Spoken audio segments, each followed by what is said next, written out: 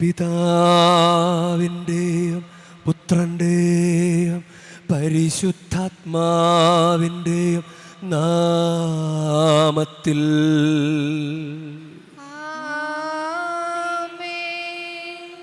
നമ്മുടെ കർത്താവായ യേശുക്രിസ്തുവിൻ്റെ കൃപയും പിതാവായ ദൈവത്തിൻ്റെ സ്നേഹവും പരിശുദ്ധാത്മാവിൻ്റെ സംസർഗവും നിങ്ങളോടു കൂടെ.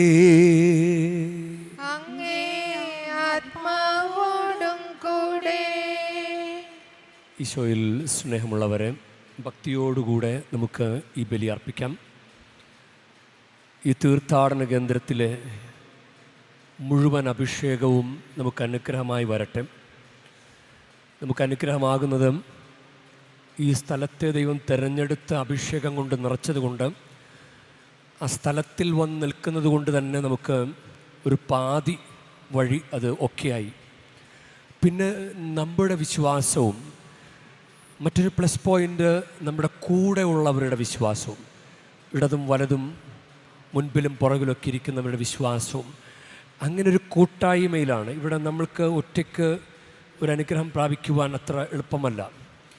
ഈ സ്ഥലത്തിൻ്റെ പരിശുദ്ധി, നമ്മുടെ വിശ്വാസം, നമ്മുടെ കൂടെ ഉള്ളവരുടെ വിശ്വാസ തീക്ഷ്ണത, ഇത് നമുക്ക് അനുഗ്രഹമാണ്. നമുക്ക് ഇത്രയും എല്ലാം ചേർന്ന് വരുന്ന ഈ സുന്ദരമായ ഈ മണിക്കൂർ നമുക്ക് ഭക്തിയോടുകൂടെ പങ്കുചേരാം, നമുക്ക് നന്നായിട്ട് ചെലവഴിക്കാം. നമുക്ക് വ്യക്തിപരമായി ദൈവത്തെ സ്നേഹിക്കാനും ആരാധിക്കുവാനും നമുക്ക് ഈ കൂട്ടത്തിൽ നിന്നുകൊണ്ട് നമുക്ക് പരിശ്രമിക്കുകയും ചെയ്യാം. ഈ ബലി അർപ്പിക്കുമ്പോൾ നമ്മുടെ ജീവിതത്തിൽ വന്നുപോയ എല്ലാ തെറ്റുകുറ്റങ്ങളും അയോഗ്യതകളും നമുക്ക് ഏറ്റുപറയാം. സഹോദരരേ, ദിവ്യരഹസ്യങ്ങൾ കൊണ്ടാടുന്നതിന് നാം യോഗ്യരാകേണ്ടതിന് നമ്മുടെ പാപങ്ങൾ ഏറ്റുപറയാ. സർവശക്തനായ ദൈവത്തോടും സഹോദരരെ നിങ്ങളോടും ഞാൻ ഏറ്റുപറയുന്നു.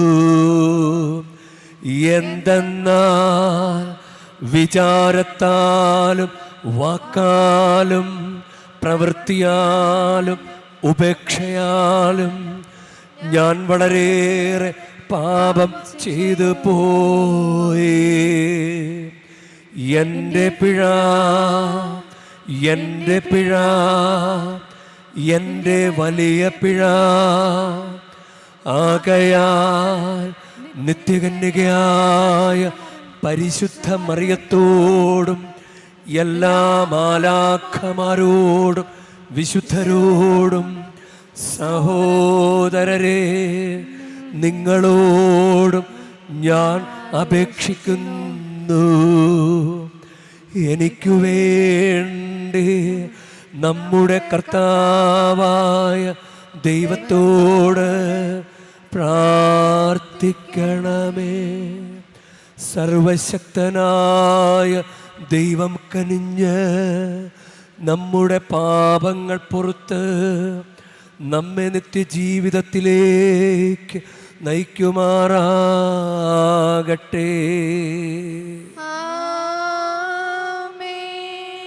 കർത്താവേ കനിയണമേ, കർത്താവേ കനിയണമേ. ക്രിസ്തുവേ കനിയണമേ, ക്രിസ്തുവേ കനിയണമേ. കർത്താവേ കനിയണമേ, കർത്താവേ കനിയണമേ. നമുക്ക് പ്രാർത്ഥിക്കാം. സർവശക്തനും നിത്യനുമായ ദൈവമേ, പരിശുദ്ധാത്മാവാൽ ഉദ്ബോധിതരായി അങ്ങയെ ഞങ്ങൾ പിതാവേ എന്ന് വിളിക്കുവാൻ ധൈര്യപ്പെടുന്നു. ദത്തുപുത്രരുടെ ചൈതന്യം ഞങ്ങളുടെ ഹൃദയങ്ങളിൽ പൂർത്തീകരിക്കണമേ. അങ്ങനെ വാഗ്ദാനത്തിൻ്റെ അവകാശത്തിലേക്ക് പ്രവേശിക്കുവാൻ ഞങ്ങൾ അർഹരാകുമാറാകട്ടെ. അങ്ങയോടു കൂടെ പരിശുദ്ധാത്മാവുമായുള്ള ഐക്യത്തിൽ എന്നെന്നും ദൈവമായി ജീവിച്ചു വാഴുന്ന ഞങ്ങളുടെ കർത്താവും അങ്ങയുടെ പുത്രനുമായ യേശുക്രിസ്തു വഴി ഞങ്ങൾ സമർപ്പിക്കുന്ന പ്രാർത്ഥന കേട്ടരുളേണമേ.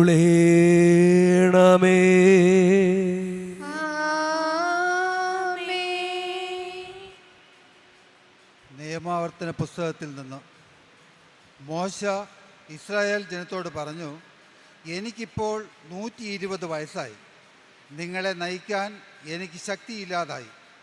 നീ ഈ ജോർദാൻ കടക്കുകയില്ല എന്ന് കർത്താവ് എന്നോട് പറഞ്ഞിട്ടുണ്ട്. നിങ്ങളുടെ ദൈവമായ കർത്താവ് തന്നെ നിങ്ങൾക്ക് മുൻപേ പോകും. അവിടുന്ന് നിങ്ങളുടെ മുൻപിൽ നിന്ന് ഈ ജനതകളെ നശിപ്പിക്കും. നിങ്ങൾ അവരുടെ ദേശം കൈവശമാക്കുകയും ചെയ്യും. കർത്താവ് അരുളി ചെയ്തിട്ടുള്ളതുപോലെ ജോഷുവ നിങ്ങളെ നയിക്കും. കർത്താവ് അമ്മോന്യ രാജാക്കന്മാരായ സീഹോനെയും ഓഗിനെയും അവരുടെ ദേശത്തെയും നശിപ്പിച്ചതുപോലെ ഇവരെയും നശിപ്പിക്കും. കർത്താവ് അവരെ നിങ്ങൾക്ക് ഏൽപ്പിച്ചു തരുമ്പോൾ നിങ്ങൾക്ക് നൽകിയിട്ടുള്ള കൽപ്പനകൾ അനുസരിച്ച് നിങ്ങൾ അവരോട് പ്രവർത്തിക്കണം. ശക്തരും ധീരരുമായിരിക്കുവിൻ. ഭയപ്പെടേണ്ട, അവരെ പ്രതി പരിഭ്രമിക്കുകയും വേണ്ട. എന്തെന്നാൽ നിങ്ങളുടെ ദൈവമായ കർത്താവാണ് കൂടെ വരുന്നത്. അവിടുന്ന് നിങ്ങളെ നിരാശപ്പെടുത്തുകയോ പരിത്യജിക്കുകയോ ഇല്ല. അനന്തരം മോശ ജോഷുവയെ വിളിച്ച് എല്ലാവരുടെയും മുൻപിൽ വെച്ച് പറഞ്ഞു, ശക്തനും ധീരനുമായിരിക്കുക. കർത്താവ് ഈ ജനത്തിന് നൽകുമെന്ന് അവരുടെ പിതാക്കന്മാരോട് ശപഥം ചെയ്തിട്ടുള്ള ദേശം കൈവശമാക്കുവാൻ നീ ഇവരെ നയിക്കണം. കർത്താവാണ് നിൻ്റെ മുൻപിൽ പോകുന്നത്. അവിടുന്ന് നിന്നോടുകൂടെ ഉണ്ടായിരിക്കും. അവിടുന്ന് നിന്നെ ഭക്തനാശ്രയിക്കുകയോ പരിത്യജിക്കുകയോ ഇല്ല. ഭയപ്പെടുത്തുകയോ സംരംഭിക്കുകയോ വേണ്ട. കർത്താവിൻ്റെ വചനം. ദൈവത്തിനു നന്ദി. പ്രതിവചന സങ്കീർത്തനം. കർത്താവിൻ്റെ ഓഹരി അവിടുത്തെ ജനമാണ്. കർത്താവിൻ്റെ ഓഹരി അവിടുത്തെ ജനമാണ്. കർത്താവിൻ്റെ നാമം ഞാൻ പ്രഘോഷിക്കും. നമ്മുടെ ദൈവത്തിൻ്റെ മഹത്വം പ്രകീർത്തിക്കുവിൻ. കർത്താവ് പാറയാകുന്നു. അവിടുത്തെ പ്രവൃത്തി പരിപൂർണവും അവിടുത്തെ വഴികൾ നീതിയുക്തവുമാണ്. കർത്താവിൻ്റെ ഓഹരി അവിടുത്തെ ജനമാണ്. കർത്താവിൻ്റെ ഓഹരി അവിടുത്തെ ജനമാണ്. കഴിഞ്ഞുപോയ കാലങ്ങൾ ഓർക്കുവിൻ. തലമുറകളിലൂടെ കടന്നുപോയ വർഷങ്ങൾ അനുസ്മരിക്കുവിൻ. പിതാക്കന്മാരോട് ചോദിക്കുവിൻ, അവർ നിങ്ങൾക്ക് പറഞ്ഞു തരും. പ്രായം ചെന്നവരോട് ചോദിക്കുവിൻ, അവർ നിങ്ങൾക്ക് വിവരിച്ചു തരും. കർത്താവിൻ്റെ ഓഹരി അവിടുത്തെ ജനമാണ്. കർത്താവിൻ്റെ ഓഹരി അവിടുത്തെ ജനമാണ്. അത്യുന്നതൻ്റെ ജനങ്ങൾ അവരുടെ പൗരത്വം വീതിച്ചു കൊടുത്തപ്പോൾ, മനുഷ്യ മക്കളെ അവിടുന്ന് വേർതിരിച്ചപ്പോൾ, ഇസ്രായേൽ മക്കളുടെ എണ്ണം അനുസരിച്ച് അവിടുന്ന് ജനതകൾക്ക് അതിർത്തി നിശ്ചയിച്ചു. കർത്താവിൻ്റെ ഓഹരി അവിടുത്തെ ജനമാണ്. കർത്താവിൻ്റെ ഓഹരി അവിടുത്തെ ജനമാണ്. കർത്താവിൻ്റെ ഓഹരി അവിടുത്തെ ജനമാണ്. യാക്കോബ് അവിടുത്തെ അവകാശവും അവനെ നയിച്ചത് കർത്താവുമാണ്. അന്യദേവന്മാരും അവനോടൊത്തുണ്ടായിരുന്നില്ല. കർത്താവിൻ്റെ ഓഹരി അവിടുത്തെ ജനമാണ്. കർത്താവിൻ്റെ ഓഹരി അവിടുത്തെ ജനമാണ്. ഹല്ലേലൂയ, ഹല്ലേലൂയ. ഞാൻ ശാന്തശീലനും വിനീത ഹൃദയനുമാകയാൽ എൻ്റെ മുഖം വഹിക്കുകയും എന്നിൽ നിന്ന് പഠിപ്പിക്കുകയും ചെയ്യുവിൻ. അപ്പോൾ നിങ്ങൾക്ക് ആശ്വാസം ലഭിക്കും. ഹല്ലേലൂയ.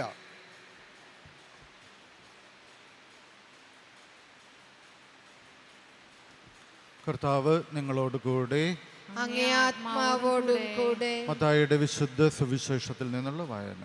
കർത്താവേ, അങ്ങേക്ക് മഹത്വം. ശിഷ്യന്മാർ യേശുവിനെ സമീപിച്ച് ചോദിച്ചു, സ്വർഗരാജ്യത്തിൽ വലിയവൻ ആരാണ്? യേശു ഒരു ശിശുവിനെ വിളിച്ച് അവരുടെ മധ്യേ നിർത്തിക്കൊണ്ട് അരുളി ചെയ്തു, സത്യമായി ഞാൻ നിങ്ങളോട് പറയുന്നു, നിങ്ങൾ മാനസാന്തരപ്പെട്ട് ശിശുക്കളെ പോലെ ആകുന്നില്ലെങ്കിൽ സ്വർഗരാജ്യത്തിൽ പ്രവേശിക്കുകയില്ല. ഈ ശിശുവിനെ പോലെ സ്വയം ചെറുതാകുന്നവനാണ് സ്വർഗരാജ്യത്തിലെ ഏറ്റവും വലിയവൻ.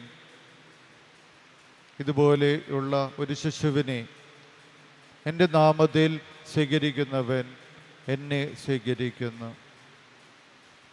ഈ ചെറിയവരിൽ ആരെയും നിന്ദിക്കാതിരിക്കാൻ സൂക്ഷിച്ചു കൊള്ളുക. നിങ്ങൾക്ക് എന്തു തോന്നുന്നു?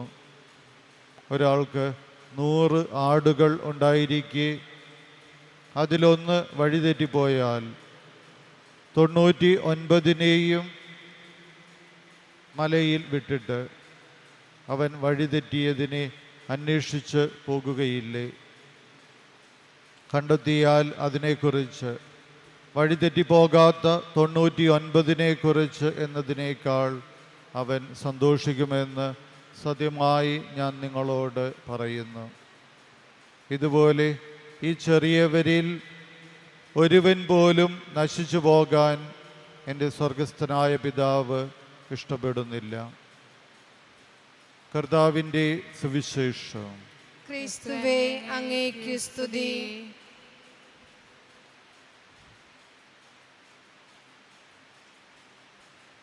ഈശോയിൽ സ്നേഹമുള്ളവരെ, ഇന്നത്തെ 1-ാം വായനയിൽ നിയമാവർത്തന പുസ്തകത്തിൽ ജോഷ്വായ്ക്ക് വേണ്ടി മോശ വഴിമാറിക്കൊടുക്കുകയാണ്. ചില പെശകുകൾ വന്നതുകൊണ്ട്, അതുകൊണ്ടാണ് ഇനി കാനാൻ ദേശം നീ കാണുകയല്ല, അവസാനം നയിക്കേണ്ടത് നീയല്ല, മറ്റൊരാളെ ഏൽപ്പിക്കും എന്നൊരു കാര്യമുണ്ട്. അത് ഇന്നത്തെ വചനത്തിൽ തന്നെ അത് പറയുന്നുണ്ട്. എനിക്കിപ്പോൾ 120 വയസ്സായി, നിങ്ങളെ നയിക്കാൻ എനിക്ക് ശക്തിയില്ലാതായി, നീ ഈ ജോർദാൻ കടക്കുകയില്ല എന്ന് കർത്താവ് എന്നോട് പറഞ്ഞിട്ടുണ്ട്. നിങ്ങളുടെ ദൈവമായ കർത്താവ് തന്നെ നിങ്ങൾക്ക് മുൻപേ പോകും. അങ്ങനെയാണ് ജോഷുവയെ മോശ ഒരു കാര്യം ഏൽപ്പിച്ച് വഴിമാറിക്കൊടുക്കുകയാണ്. കർത്താവ് അങ്ങനെ പറഞ്ഞിട്ടുണ്ട്, നീയല്ല എന്ന് പറഞ്ഞിട്ടുണ്ടെങ്കിലും മോശയ്ക്ക് വേണമെങ്കിൽ ഇല്ല, ഞാൻ തന്നെ ചെയ്യും. അപ്പം അങ്ങനെ ജോഷുവ വരണ്ട, ഞാൻ തന്നെ അതൊക്കെ ചെയ്യും എന്ന് വേണമെങ്കിൽ മോശയ്ക്ക് ചിന്തിക്കാമായിരുന്നു. പക്ഷേ ഇങ്ങനെ വഴിമാറിക്കൊടുക്കുന്ന ഒരു കാര്യം. ഇന്നത്തെ സുവിശേഷത്തിൽ സ്വർഗരാജ്യത്തിൽ വലിയവൻ ആരാണ്? ഈ തർക്കം പലതവണ ഉണ്ടായിട്ടുണ്ട്. ആരാണ് നിങ്ങളുടെ കൂട്ടത്തിൽ വലിയവൻ എന്ന തർക്കം, അതുപോലെ തന്നെ സ്വർഗരാജ്യത്തിൽ വലിയവൻ ആരാണ് എന്ന ചിന്ത, ഇങ്ങനെയുള്ള കാര്യങ്ങൾ പലതവണ ഉണ്ടായിട്ടുണ്ട്. സെബദിപുത്രന്മാരുടെ അമ്മയും സെബദിപുത്രന്മാരും ചേർന്ന് ഈശോയോട് ഇടതും വലതും ഇരിക്കാനായിട്ടുള്ള തൻ്റെ മഹത്വത്തിൽ, ഈശോയുടെ മഹത്വത്തിൽ ഇടതും വലതും ഇരിക്കാനുള്ള അവകാശം ചോദിക്കുന്നുണ്ട്. അത് മർക്കോസിൻ്റെ സുവിശേഷത്തിലാണ്. അപ്പോൾ അവരിത് ചോദിക്കുമ്പോഴും നമ്മൾ വിചാരിക്കും ഈ 2 പേർക്കാണ് ഈ അധികാരം അല്ലെങ്കിൽ പ്രധാനപ്പെട്ട സ്ഥാനങ്ങൾ ആഗ്രഹിക്കുന്നത് എന്ന് നമ്മൾ വിചാരിക്കും. പിന്നീട് അത് മർക്കോസിൻ്റെ സുവിശേഷം 10-ാം അധ്യായം 41-ാം വാക്യം, ഇത് കേട്ടപ്പോൾ ബാക്കി 10 പേർക്ക് യാക്കോബിനോട് യോഹന്നാനോടും അമർഷം തോന്നി. അതിൻ്റെ അർത്ഥം എന്താ? അവരും കുറച്ച് സ്ഥാനങ്ങളൊക്കെ ആഗ്രഹിച്ചിരുന്നു എന്നാണ്. ഇത് സ്വാഭാവികമാണ്. നമുക്ക് നമ്മുടെ എല്ലാ മേഖലകളിലും സ്കൂൾ വിദ്യാർത്ഥികളിൽ പോലും ചിലപ്പോൾ അങ്ങനെയുള്ള കാര്യങ്ങൾ ഉണ്ടാകാം. അപ്പോൾ ഒതുങ്ങിക്കൂടി കഴിയുന്നവരുണ്ട്, ഒന്നിലും അങ്ങനെ പെട്ടെന്ന് മുന്നോട്ട് വരികയല്ല. അങ്ങനെ ഒതുങ്ങിക്കൂടി കഴിയുന്നവർ നമ്മൾ ഇൻട്രോവേർട്ട് എന്ന് നമ്മൾ പറയും. അവരിൽപ്പോലും അവർ മിണ്ടിയൊന്നുമില്ല, പക്ഷേ അവരുടെ ഉള്ളിൽ ചിലപ്പോൾ നല്ല പെറുപെറുപ്പുണ്ടാവും. അവൻ കയറി എന്നൊക്കെ പറഞ്ഞ് ഇങ്ങനെ ഉള്ളിലൊരു പെറുപെറുപ്പുണ്ടാവും. ഞങ്ങളൊക്കെ ഇവിടെ നിൽക്കുമ്പോഴാണ് അവൻ കയറിപ്പോകുന്നത്. അത് ചിലപ്പോൾ യഥാർത്ഥത്തിൽ ഇൻട്രോവേർട്ടായിട്ടുള്ള ആളുകളുണ്ട്, ഒന്നിനും ഇടപെടിയാല, ഒന്നിനും അങ്ങനെ മുൻപോട്ട് വരാൻ താല്പര്യമില്ലാത്തവരുണ്ട്. പക്ഷേ അങ്ങനെ പുറമെ കാണിക്കുമെങ്കിലും ഉള്ളിൻ്റെ ഉള്ളിൽ ഒരു സ്ഥാനത്തിന് വേണ്ടി ആഗ്രഹിക്കുന്നവരുണ്ടാകും. ഇനിയും കൂട്ടത്തിൽ ഹെഡ് ചെയ്യുന്നവരുണ്ട്. നമ്മളിങ്ങനെ പറയും ഹെഡ് ചെയ്യാം, അതായത് സംസാരിക്കാൻ അനുവദിക്കുക പോലുമില്ല. ഒരുത്തൻ തന്നെ ഇങ്ങനെ സംസാരിച്ചുകൊണ്ടിരിക്കും. അങ്ങനെ എനിക്ക് എൻ്റെ സെമിനാരി പരിശീലന കാലഘട്ടത്തിൽ അങ്ങനെ ഹെഡ് ചെയ്ത് നിൽക്കുന്നവരുടെ കൂട്ടത്തിൽ ഞങ്ങൾ കയറി വരാൻ പറ്റാതെ പോയിട്ടുണ്ട്. ഒന്നിനും വോയിസ് ഇല്ലാതെ പോയിട്ടുണ്ട്. നമ്മളങ്ങ് മാറിക്കൊടുക്കും. കാരണം ഹെഡ് ചെയ്യുന്നവൻ ഹെഡ് ചെയ്ത് നിൽക്കട്ടെ എന്ന് അങ്ങനെ നമ്മൾ വിചാരിക്കും. നമ്മൾ അനുദിന ജീവിതത്തിൽ ഇതൊന്നും ധ്യാനിക്കുന്നത് നല്ലതാണ്. ഇപ്പോൾ തികഞ്ഞ മദ്യപാനിയായ ഒരാളും അയാൾക്കൊരു സോഷ്യൽ ആസ്പെക്റ്റ് ഉണ്ട്. എന്ന് വെച്ച് കഴിഞ്ഞാൽ ഒരു മനുഷ്യനെന്ന നിലയിൽ അയാളുടെ സോഷ്യൽ ആസ്പെക്റ്റ്, കമ്മിറ്റ്മെൻ്റ് എന്താണ്? വീട്ടുകാരോട്, കുടുംബത്തോട് ഒരു വിധേയത്വം ഉണ്ടാകണം. പക്ഷേ ഞാനിങ്ങനെയൊക്കെ ചെയ്യുള്ളൂ, എനിക്കിതൊക്കെ പറ്റുള്ളൂ, നിങ്ങളാരും എന്നെ ഉപദേശിക്കണ്ട, ഇങ്ങനൊരു നയം ചിലപ്പോൾ വരാം. വീട്ടിലുള്ള ആളുകളൊക്കെ നന്നായിട്ട് വീടൊക്കെ വൃത്തിയാക്കി പ്രാർത്ഥനയൊക്കെ ചൊല്ലി വീട്ടിലുള്ള കടമകളൊക്കെ ചെയ്ത് ഭക്ഷണമൊക്കെ പാചകം ചെയ്ത് ഇയാൾ മദ്യപിച്ചിട്ട് വന്നാലും അയാൾ വാതിലൊക്കെ തുറന്നു കൊടുത്ത് അയാൾക്ക് വേണ്ടുന്നതൊക്കെ കൊടുത്ത് ഇങ്ങനെയൊക്കെ ചെയ്യുമ്പോഴും ആ ഒരു സോഷ്യൽ കമ്മിറ്റ്മെൻറ്റ് കുടുംബത്തോട് പോലും ഇല്ലാത്തയാൾ താൻ എന്തോ ആണെന്ന് വിചാരിക്കുന്നതുകൊണ്ടല്ലേ ഞാനൊന്നുമല്ല, ഞാൻ എന്ത് ചെയ്യുന്നത് എന്ന് ചിന്തിച്ചു കഴിഞ്ഞാൽ അയാൾക്ക് കുറേ തിരുത്താൻ കുറേ മാർഗങ്ങളുണ്ട്. ഒരമ്മ തൻ്റെ മകനോട് കുറേ കാര്യങ്ങളിങ്ങനെ ഓതിക്കൊടുക്കുകയാണ്. നീ അങ്ങനെ അവളങ്ങനെ വരച്ച വരയിൽ നിർത്തണം, ഭാര്യയെ വരച്ച വരയിൽ നിർത്തണം എന്നൊക്കെ പറഞ്ഞ് നല്ല ഉപദേശം കൊടുക്കുകയാണ്. അപ്പോൾ ഭാര്യ ജോലി കഴിഞ്ഞ് വന്നു. ജോലി കഴിഞ്ഞ് വന്നപ്പോഴും ഈ മകനുണ്ടല്ലോ, മകൻ നീ ഇപ്പോൾ വന്നോ, നീ ക്ഷീണിച്ചോ എന്ന് പറഞ്ഞ് ഈ ഭാര്യയ്ക്ക് മകൻ ചായ കൊണ്ട് കൊടുക്കുന്നു. അത് കണ്ടിട്ട് അമ്മ, നീ എന്ത് പൊട്ടനാടാ, ഞാൻ നിന്നോടൊന്നും പറഞ്ഞു നിനക്കൊന്നും മനസ്സിലായില്ലേ എന്ന് പറഞ്ഞ് ഇങ്ങനെ സംസാരിക്കുമ്പോൾ അമ്മയോടെനിക്ക് മറുപടി പറയാൻ പറ്റാത്തത് കൊണ്ടല്ല, അമ്മയോട് മറുപടി പറഞ്ഞാൽ അത് അമ്മ താങ്ങില്ല. ഇന്നത്തെ കാലഘട്ടത്തിൽ ഭാര്യയും ഭർത്താവും ഒരേപോലെ എല്ലാ കാര്യങ്ങളും ചെയ്യണം. വീടിനകത്തെ ജോലിയും വീടിന് പുറത്തെ ജോലിയും, അങ്ങനെയാണ് ഇപ്പോഴത്തെ ഒരു രീതി. ചിലപ്പോൾ വീടൊക്കെ അടിച്ചുവാരി വൃത്തിയാക്കാൻ ഭർത്താവും ഒരുമിച്ച് പണിയെടുക്കും, വസ്ത്രങ്ങൾ കഴുകാൻ, അങ്ങനെയുള്ള കാര്യങ്ങൾ. അപ്പം അവിടെ വലിയവനെന്ന ചിന്തയില്ല. പണ്ടാണ് ഇന്ന ജോലികൾ പെണ്ണുങ്ങൾ, ഇന്ന ജോലികൾ ആണുങ്ങൾ, ഞങ്ങളത് തൊടാനേ പാടില്ല, ചൂല് കൈകൊണ്ട് തൊടാൻ പാടില്ല, ഇങ്ങനെയുള്ള ചിന്തകളൊക്കെ അതൊക്കെ കാലകാരണപ്പെട്ടുപോയി. ഇപ്പോഴും മനസ്സിലാകാത്തവരുണ്ട് ആരാണ് വലിയവനെന്ന് ചിന്തിച്ചിരിക്കുകയാണ്. നമ്മുടെ അനുദിന ജീവിതത്തിൽ ഇതൊന്നും ധ്യാനിക്കുന്നത് നല്ലതാണ്. അപ്പോൾ ഈ ഒരു സംസാരം പല സുവിശേഷങ്ങളിലുമുണ്ട്, ആരാണ് വലിയവൻ. അങ്ങനെ പറയുമ്പോൾ ഈശോ കാല് കഴുകിക്കൊണ്ട് അവർക്ക് കാണിച്ചു കൊടുക്കുന്നൊരു കാര്യമുണ്ട്. അത് ലൂക്കായുടെ സുവിശേഷം 22-27 വാക്യത്തിൽ, ഞാനോ നിങ്ങളുടെ ഇടയിൽ പരിചരിക്കുന്നവരെ പോലെയാണ്, ഞാനോ നിങ്ങളുടെ ഇടയിൽ പരിചരിക്കുന്നവരെ പോലെയാണ്. ഈ ഒരു ആറ്റിറ്റ്യൂഡ് എപ്പോഴും ഈശോ കാണിച്ചിട്ടുണ്ട്. ഈശോയുടെ ഒരു ബെസ്റ്റ് ക്വാളിറ്റി എന്ന് പറഞ്ഞു കഴിഞ്ഞാൽ പ്രദർശന പരത ഇല്ലായ്മയാണ്. ഇങ്ങനെ കാണിച്ചു കൊടുക്കാതിരിക്കുക.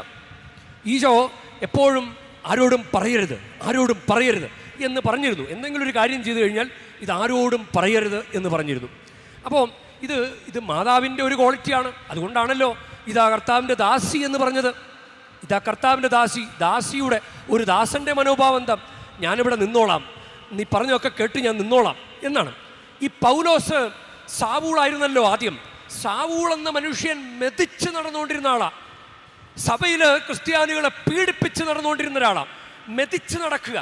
പക്ഷേ ആ ഒരു മിന്നലൊളി, നടപടി പുസ്തകം 9-ാം അധ്യായത്തിൽ ഒരു മിന്നലൊളി, ഉദ്ധിതൻ്റെ മിന്നലൊളി അദ്ദേഹത്തിൻ്റെ ദേഹത്ത് പതിച്ചപ്പോൾ പിന്നെ വരുന്ന ചോദ്യങ്ങൾ ഇതാണ്: കർത്താവേ ഞാൻ എന്ത് ചെയ്യണം? കർത്താവേ ഞാൻ എന്ത് ചെയ്യണം? അത് നടപടി പുസ്തകം 22:10 നടപടി പുസ്തകം 22:10 3 തവണയാണ് തൻ്റെ മാനസാന്തര കഥ പൗലോസ് അപ്പോസ്തലൻ വിവരിക്കുന്നത് നടപടി പുസ്തകത്തിൽ. അതിലെ 2ാമത്തെ മാനസാന്തര കഥ വിവരണത്തിലാണ് കർത്താവേ ഞാൻ എന്ത് ചെയ്യണം എന്ന് ചോദിക്കുന്നത്. ഈ ഒരു ആറ്റിറ്റ്യൂഡ് എപ്പോഴും നമുക്ക് വേണം. നമ്മുടെ ചില അമ്മമാരുണ്ട് വീട്ടുകളിലും, അവർക്കിങ്ങനെ സംസാരമൊക്കെ കൂടുതലാണ്.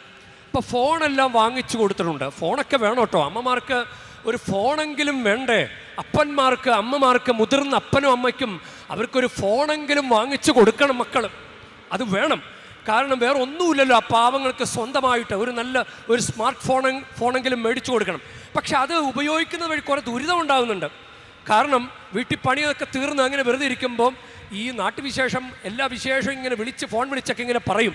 അപ്പോൾ വീട്ടിലെ രഹസ്യങ്ങൾ പോലും വിളിച്ചു പറയും. അധികം ആരോടും പറയാൻ പാടില്ലാത്ത കാര്യങ്ങൾ നമ്മളെ ഇങ്ങനെ എൻ്റെ മകൻ അവനിപ്പോൾ അങ്ങനെയൊക്കെയാണ്, അവനിങ്ങനെയാണ്, അപ്പം അവനിപ്പോൾ UK-യിലാണ്, അവന് ജോലിയൊക്കെ കിട്ടി, ഇങ്ങനെ എന്തെങ്കിലും ഒരു അഭിമാനം തോന്നുന്ന കാര്യങ്ങൾ ഇങ്ങനെ പറഞ്ഞുകൊണ്ടിരിക്കും. ഫോണില്ലെങ്കിൽ കുടുംബശ്രീയിലെങ്കിലും പോയി പറയും, ഫോണില്ലെങ്കിൽ കുടുംബശ്രീയിലെങ്കിലും. അങ്ങനെ എത്ര പ്രോജക്റ്റുകൾ നഷ്ടപ്പെട്ടു പോയിട്ടുണ്ട്.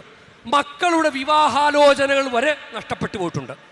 വിദേശത്ത് പോകാൻ എല്ലാം പ്ലാൻ ചെയ്ത് റെഡിയായിട്ടിരിക്കുമ്പോൾ ഇങ്ങനെ പറഞ്ഞ് പ്രദർശിപ്പിച്ച് അത് ഒരു അഭിമാനം പോലെ പറഞ്ഞ് അപ്പോൾ പ്രൊജക്റ്റഡായി കഴിഞ്ഞാൽ മറ്റുള്ളവർക്ക് നമ്മളോട് ഒരു അസൂയ വരും. ആ 10 പേർക്ക് അമർഷം തോന്നിയതുപോലെ മറ്റുള്ളവർക്ക് നമ്മളോട് അങ്ങനെ അവൻ രക്ഷപ്പെട്ടാൽ ശരിയാകില്ല. ഇങ്ങനെ ഒരു സംഭവം കൂടി നമ്മുടെ ജീവിതത്തിൽ കളിക്കാൻ സാധ്യത. അതുകൊണ്ട് കുറച്ചുകൂടി നമ്മൾ ഈ പ്രൊജക്റ്റ് ചെയ്യുന്ന ഒരു പ്രദർശിപ്പിച്ച് കാണിച്ച് നടക്കുന്ന ഒരു അവസ്ഥ അത് നമ്മളൊന്ന് മാറ്റിയെടുക്കാനായിട്ട് നമ്മൾ പരിശീലിക്കണം.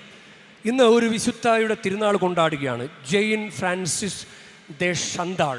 അവരൊരു കുടുംബജീവൻ നയിച്ചിരുന്ന ഒരാളാണ്. 28-ാമത്തെ വയസ്സിൽ അവരുടെ ഭർത്താവ് ഒരു ആക്സിഡൻറ്റ്, അതായത് ഒരു വെടിയേറ്റ്, അത് അങ്ങനെ മനഃപൂർവ്വം ഉണ്ടായതല്ല, ഒരു അപകടം സംഭവിച്ചതാണ്. അങ്ങനെ മരണപ്പെട്ടു പോയി. പിന്നെ അവർ വിശുദ്ധ ഫ്രാൻസിസ് സാലസുമായിട്ടുള്ള കൂട്ട് ഒക്കെ വന്നപ്പോഴും അങ്ങനെ പരിചയപ്പെടാനൊക്കെ ഇടവന്നപ്പോഴും അവരൊരു സമർപ്പണ ജീവിതത്തിലേക്ക് വന്നു. എന്നിട്ട് അവരൊരു സന്യാസ സഭ സ്ഥാപിച്ചു. അത് വിശുദ്ധ ഫ്രാൻസിസ് സാലസിനോട് ചേർന്നാണ്. ആ സന്യാസ സഭയുടെ പേരാണ് വിസിറ്റേഷൻ സഭ. പരിശുദ്ധ മറിയം എലിസബത്തിനെ വിസിറ്റ് ചെയ്തത് നമുക്കറിയാമല്ലോ. അതൊരു ശുശ്രൂഷയുടെ ഒരു തലമാണ്. വലിയവളാണെന്ന് ചിന്തിച്ചിരുന്നെങ്കിൽ മറിയം ഈശോയുടെ അമ്മയായി തിരഞ്ഞെടുക്കപ്പെട്ടവളല്ലേ. ഇതാ കർത്താവിൻ്റെ ദാസി എന്ന് പറഞ്ഞില്ലായിരുന്നെങ്കിൽ ചിലപ്പോൾ വീട്ടിൽ തന്നെ ഇരുന്നാണ്. ഇതാ കർത്താവിൻ്റെ ദാസി എന്ന് പറഞ്ഞതുകൊണ്ട് ശുശ്രൂഷയുടെ മറ്റൊരു തലത്തിലേക്ക് പോയി. 3 മാസം തൻ്റെ അമ്മായിയുടെ വീട്ടിൽ പോയിട്ട് ശുശ്രൂഷിക്കാനായിട്ട് പോയി. അപ്പം ഇത് വിസിറ്റേഷൻ, മാതാവിൻ്റെ വിസിറ്റേഷൻ. അപ്പോൾ അതുകൊണ്ടായിരിക്കാം ഈ സഭയ്ക്ക് വിസിറ്റേഷൻ സഭ, പാവപ്പെട്ടവരെ ശുശ്രൂഷിക്കുന്ന സഭ. അതാണ് വിശുദ്ധ സ്ഥാപിച്ചത്, പാവപ്പെട്ടവരെ ശുശ്രൂഷിക്കുക. അത് ഈ വിശുദ്ധയുടെ ജീവിതത്തിൽ ഒരു 5 വയസ്സുള്ളപ്പോൾ ഒരു സംഭവമുണ്ട്. അത് ഇങ്ങനെ വായിക്കാനിടയായി അറിഞ്ഞ ഒരു സംഭവമാണ്. അതിങ്ങനെയാണ്. വീട്ടിലൊരാൾ വന്നു. അപ്പം അപ്പനോട് ഒരു മനുഷ്യൻ, അപ്പൻ്റെ കൂട്ടുകാരനാണ്, ഈ പുണ്യവാളത്തി 5 വയസ്സുള്ളപ്പോൾ അപ്പനോട് അപ്പൻ്റെ കൂട്ടുകാരൻ ഇങ്ങനെ ഒരു സംസാരിക്കുന്നത് കേട്ടു.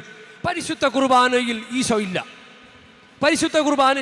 ഇല്ല എന്നൊരു സംസാരം അവിടെ സംസാരിക്കുന്നത് കേട്ടു. ഈ 5 വയസ്സുള്ള കുട്ടി പോയിട്ട് അയാളോട് പറഞ്ഞു, പരിശുദ്ധ കുർബാനയിൽ ഈശോ ഉണ്ടെന്ന് ഈശോ തന്നെ പറഞ്ഞിട്ടുണ്ടല്ലോ.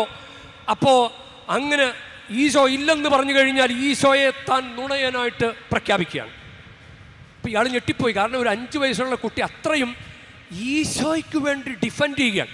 ഇവിടെ ശിഷ്യന്മാർ ഈശോയുടെ മുമ്പിൽ നിന്നുകൊണ്ടാണ്, ഈശോ ഞാനോ നിങ്ങളുടെ ഇടയിൽ പരിചരിക്കുന്നവനെ പോലെയാണ്, മനുഷ്യപുത്രൻ വന്നിരിക്കുന്നത് ശുശ്രൂഷിക്കപ്പെടാനല്ല ശുശ്രൂഷിക്കാനാണ് എന്ന് പറയുന്നവൻ്റെ മുമ്പിൽ ആരാണ് വലിയവൻ?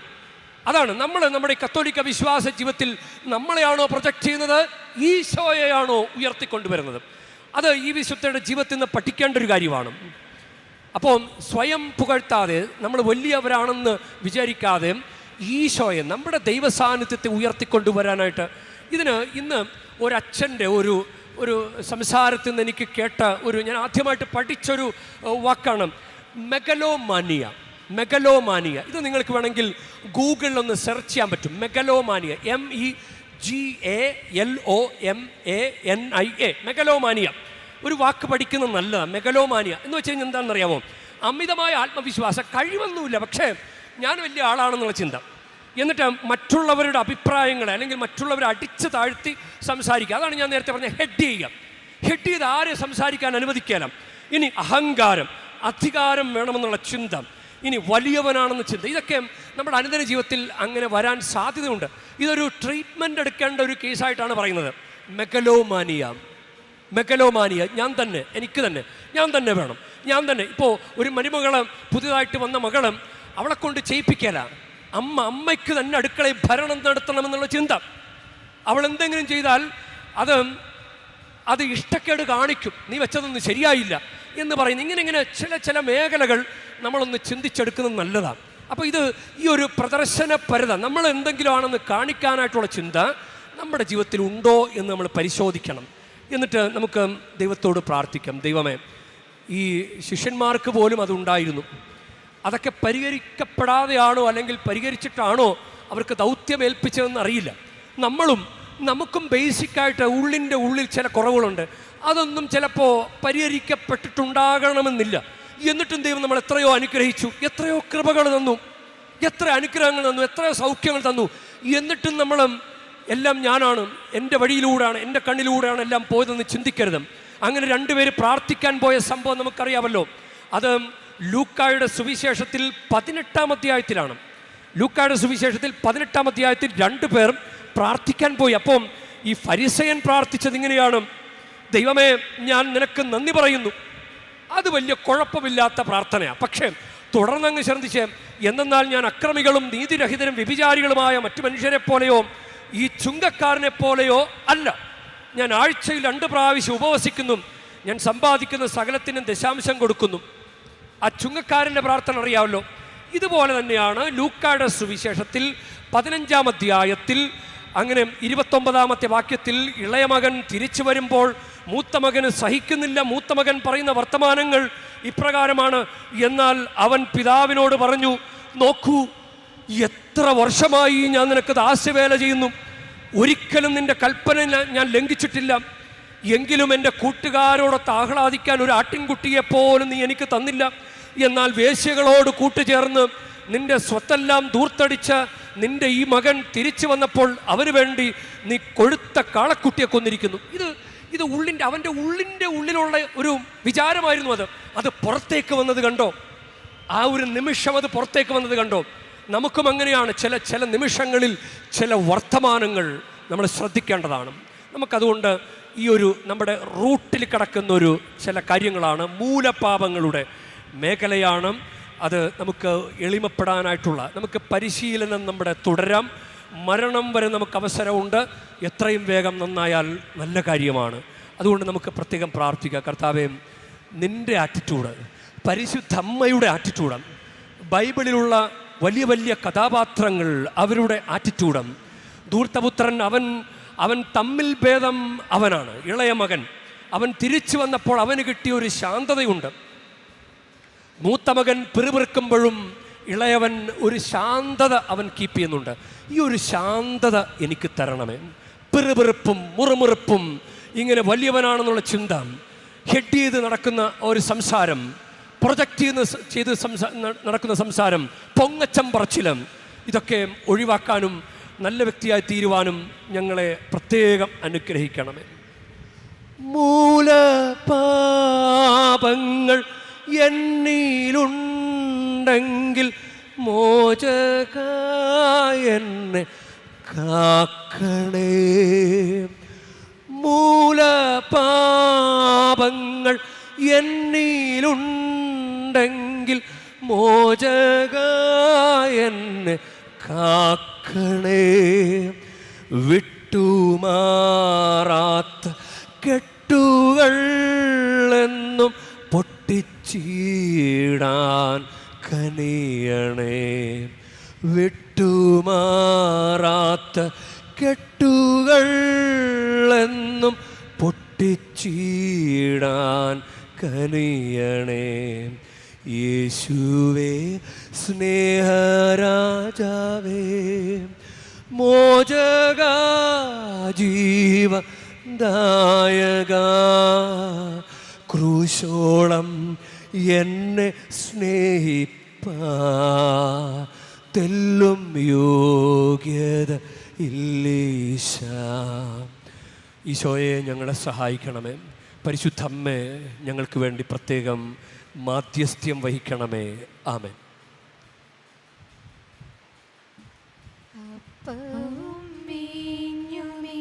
അൾത്താരയിൽ നൽകാൻ കർത്താവേ ഞങ്ങളിതാ വരുന്നു. ആനന്ദത്തോടിവ സ്വീകരിച്ചൻപോടെ ആശീർവദിക്കൂ തമ്പുരാനേ. അപ്പവും വീഞ്ഞുമി അൾത്താരയിൽ നൽകാൻ കർത്താവേ ഞങ്ങളിതാ വരുന്നു.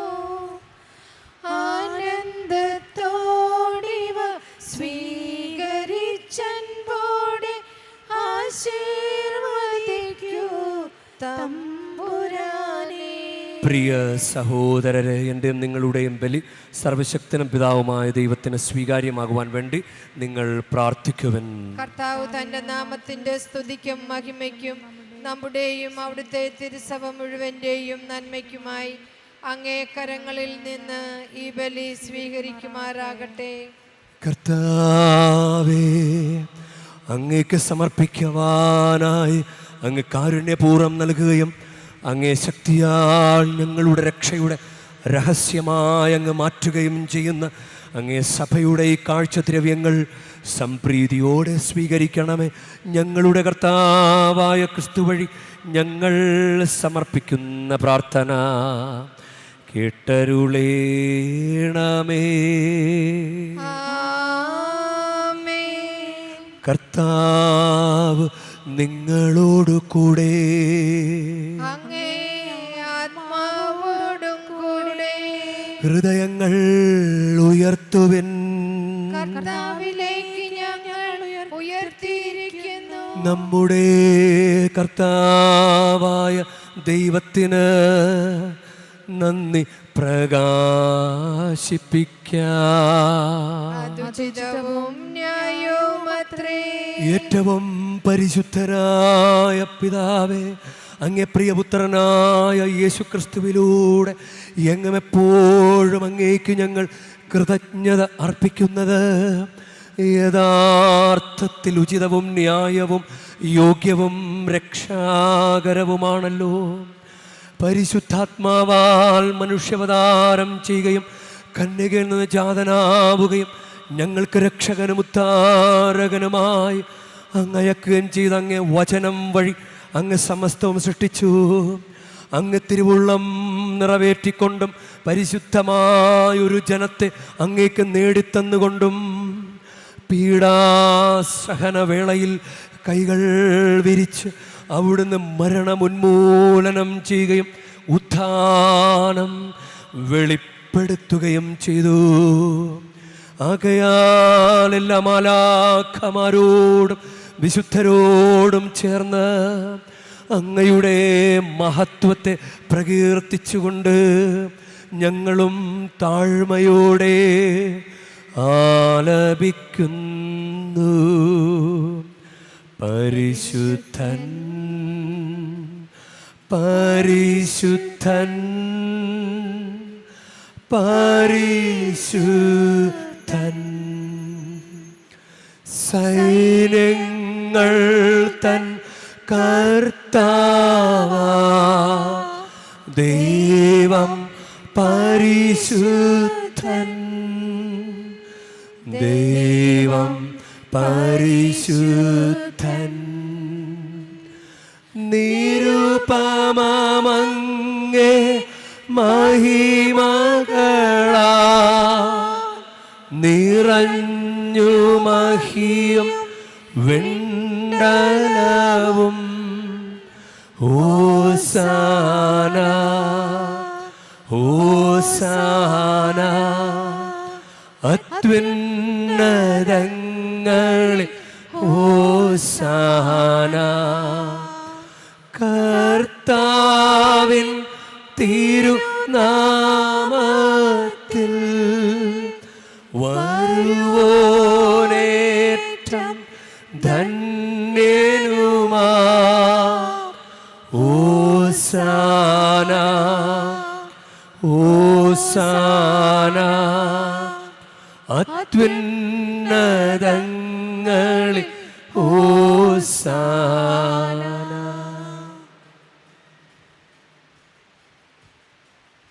കർത്താവേ, സർവവിശുദ്ധിയുടെ ഉറവിടമായ അങ്ങ് സത്യമായും പരിശുദ്ധനാകുന്നു. ആകയാലങ്ങ് ആത്മാവാൽ മഞ്ഞുകണം പോലെ ഈ കാണിക്കകൾ പവിത്രമാക്കണമേ.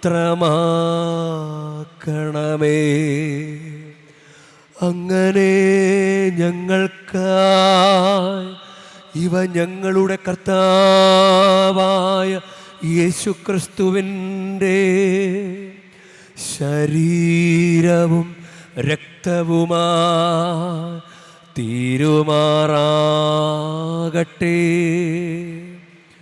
അവിടുന്ന് ഒറ്റിക്കൊടുക്കപ്പെട്ട് സോമനസാലെ പീഡകൾ സഹിച്ചപ്പോൾ അപ്പമെടുത്ത് കൃതജ്ഞത പ്രകാശിപ്പിച്ച് മുറിച്ച് തൻ്റെ ശിഷ്യന്മാർക്ക് കൊടുത്ത് കൊണ്ട് അരുൾ ചെയ്തു. എല്ലാവരും ഇതിൽ നിന്ന് വാങ്ങി ഭക്ഷിക്കുവിൻ. എന്തെന്നാൽ ഇത് നിങ്ങൾക്കു വേണ്ടി അർപ്പിക്കാനിരിക്കുന്ന എൻ്റെ ശരീരമാകുന്നു.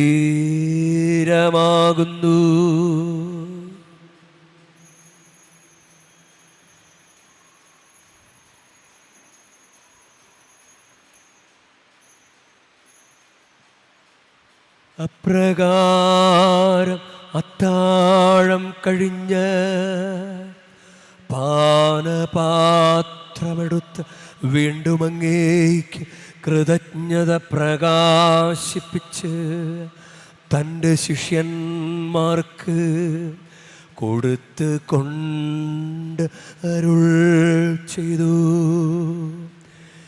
എല്ലാവരും വാങ്ങി ഇതിൽ നിന്ന് കുടിക്കുവിൻ. എന്തെന്നാൽ ഇത് നിങ്ങൾക്കു വേണ്ടിയും അനേകർക്കു വേണ്ടിയും പാപമോചനത്തിനായി ചിന്തപ്പെടാനിരിക്കുന്ന എൻ്റെ രക്തത്തിൻ്റെ നവീനവും സനാതനവുമായ ഉടമ്പടിയുടെ പാനപാത്രമാകുന്നു. ഇതു നിങ്ങൾ എൻ്റെ ഓർമ്മയ്ക്കായി ചെയ്യുവിൻ.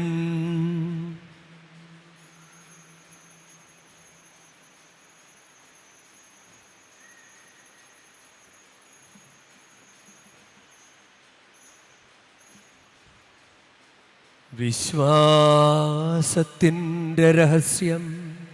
കർത്താവേ, അങ്ങ് വീണ്ടും വരുന്നതുവരെ അങ്ങേ മരണം ഞങ്ങൾ പ്രഖ്യാപിക്കുന്നു.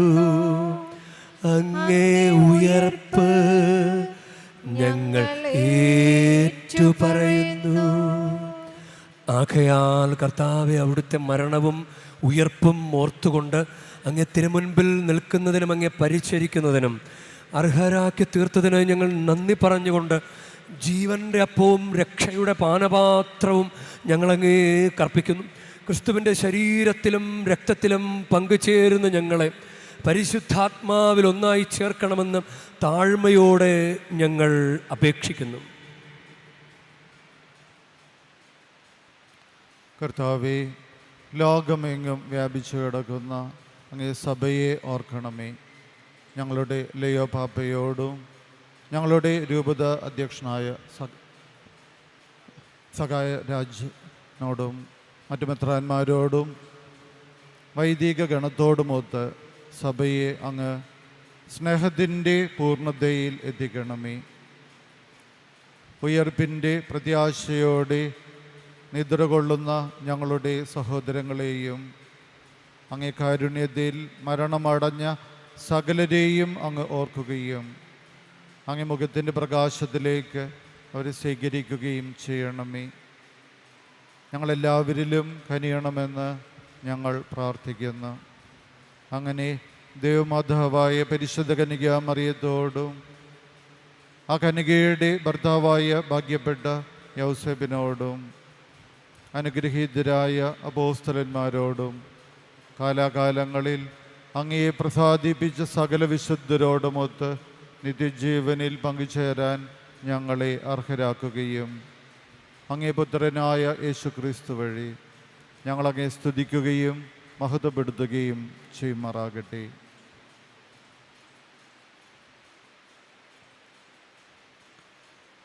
ക്രിസ്തുവിലൂടെ, ക്രിസ്തുവിനോടുകൂടെ, ക്രിസ്തുവിൽ തന്നെ സർവശക്തനായ ദൈവവും പിതാവുമായ അങ്ങേക്ക് പരിശുദ്ധാത്മാവുമായുള്ള ഐക്യത്തിൽ എല്ലാ ബഹുമതിയും മഹത്വവും എന്നുമെന്നേക്കും.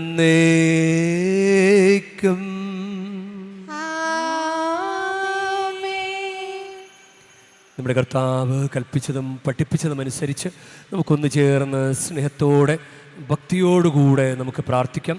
സ്വർഗസ്ഥനായ ഞങ്ങളുടെ പിതാവേ, അങ്ങേ നാമം പൂജിതമാകണമേ, അങ്ങേ രാജ്യം വരണമേ, അങ്ങേ തിരുമനസ് സ്വർഗത്തിലെ പോലെ ഭൂമിയിലും ആകണമേ. അന്നു വേണ്ട ആഹാരം ഇന്ന് ഞങ്ങൾക്ക് തരണമേ. ഞങ്ങളോട് തെറ്റ് ചെയ്യുന്നവരോട് ഞങ്ങൾ ക്ഷമിക്കുന്ന പോലെ ഞങ്ങളുടെ തെറ്റുകൾ ഞങ്ങളോടും ക്ഷമിക്കണമേ. ഞങ്ങളെ പ്രലോഭനത്തിൽ ഉൾപ്പെടുത്തരുതേ, തിന്മയിൽ നിന്ന് ഞങ്ങളെ രക്ഷിക്കണമേ. കർത്താവേ, എല്ലാ തിന്മകളിൽ നിന്ന് ഞങ്ങളെ മോചിപ്പിക്കണമേ. ഞങ്ങളുടെ ദിനങ്ങളിൽ സമാധാനം കനിവാർന്ന് നൽകണമേ. അനുഗ്രഹപൂർണമായ പ്രത്യാശയും ഞങ്ങളുടെ രക്ഷകനായ യേശുക്രിസ്തുവിൻ്റെ ആഗമനവും പ്രതീക്ഷിച്ചുകൊണ്ട് അങ്ങേ കരുണയുടെ സഹായത്താൽ ശക്തി പ്രാപിച്ച് ഞങ്ങളെപ്പോഴും പാപത്തിൽ നിന്ന് മോചിതരാവുകയും എല്ലാ വിപത്തുകളിൽ നിന്ന് സുരക്ഷിതരാവുകയും ചെയ്യുമാറാകട്ടെ. എന്തുകൊണ്ടെന്നാൽ രാജ്യവും ശക്തിയും മഹത്വവും എന്നേക്കും അങ്ങയുടേതാകുന്നു. സമാധാനം ഞാൻ നിങ്ങൾക്ക് നൽകുന്നു, എൻ്റെ സമാധാനം നിങ്ങൾക്ക് ഞാൻ തരുന്നുവെന്ന് അങ്ങ് അപ്പോസ്തലന്മാരോട് അരുൾ ചെയ്ത കർത്താവായ യേശുക്രിസ്തുവേ, ഞങ്ങളുടെ പാപങ്ങളല്ല പിന്നെയോ അങ്ങേ സഭയുടെ വിശ്വാസം തൃക്കൺ പാർത്ത് അങ്ങ് തിരുവുള്ളമനുസരിച്ച് സഭയ്ക്ക് സമാധാനവും ഐക്യവും നൽകുവാൻ കനിയണമേ. എന്നെന്നും ജീവിക്കുകയും വാഴുകയും ചെയ്യുന്ന അങ്ങ് ഈ പ്രാർത്ഥന കേട്ടരുളേണമേ.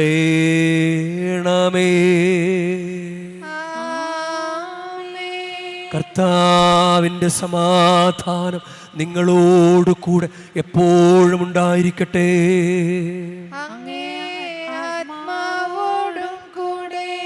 നിങ്ങൾ പരസ്പരം സമാധാനം ആശംസിക്കുവിൻ. ലോകത്തിന്റെ പാപങ്ങൾ നീക്കുന്ന ദേവകുഞ്ഞാടെ ഞങ്ങളിൽ കനിയണമേ. ലോകത്തിന്റെ പാപങ്ങൾ നീക്കുന്ന ദേവകുഞ്ഞാടെ ഞങ്ങളിൽ കനിയണമേ. ലോകത്തിന്റെ പാപങ്ങൾ നീക്കുന്ന ദേവകുഞ്ഞാടെ ഞങ്ങൾക്ക് സമാധാനം നൽകണമേ.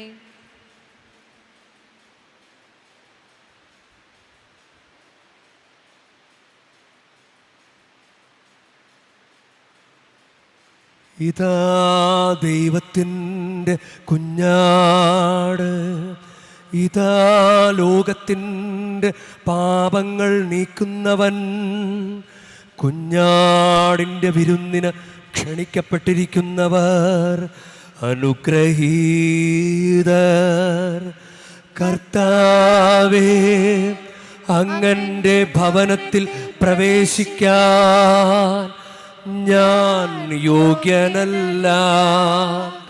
അങ്ങ് ഒരു വാക്കുച്ചരിച്ചാൽ മാത്രം മതി, എൻ്റെ ആത്മാവ് സുഖം പ്രാപിക്കും.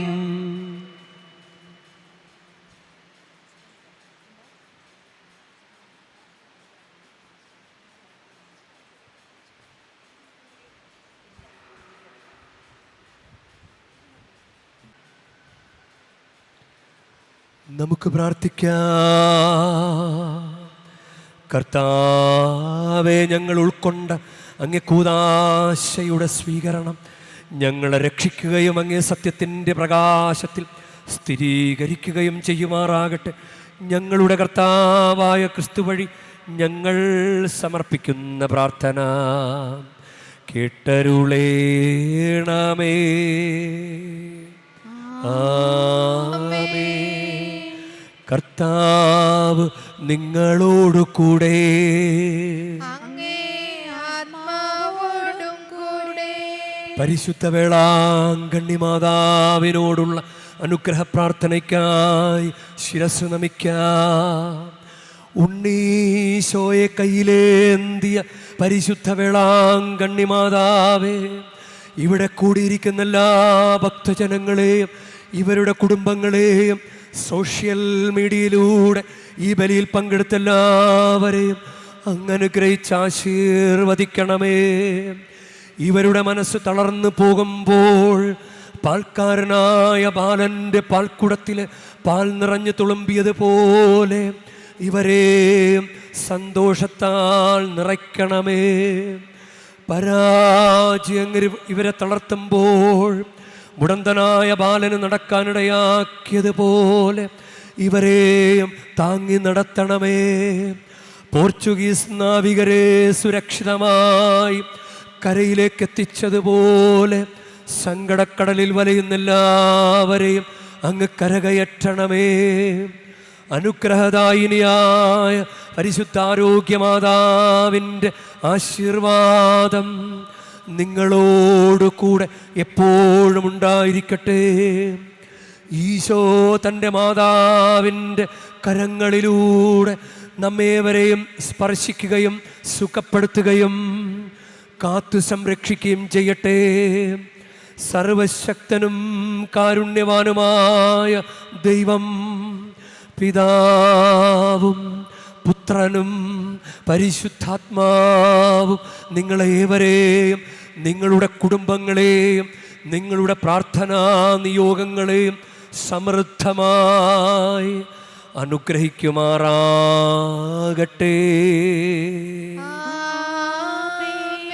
ക്രിസ്തുവിൻ്റെ സ്നേഹത്തിലും സമാധാനത്തിലും പോകുവിൻ. ദിവ്യപൂജ സമാപിച്ചു.